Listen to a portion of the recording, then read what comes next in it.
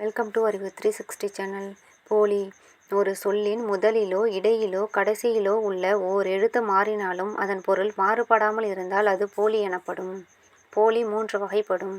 முதற்போலி, இடைப்போலி, கடைப்போலி. முதற்போலி.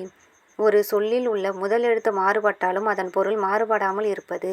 எடுத்துக்காட்டு: மயில், மஞ்சு, நயம். இடைப்போலி. ஒரு சொல்லில் இடையில் உள்ள எழுத்து மாறினாலும் அதன் பொருள் மாறுபடாமல் இருப்பது. எடுத்துக்காட்டு: இலஞ்சி, முரசு, இமயம், அரசியல்.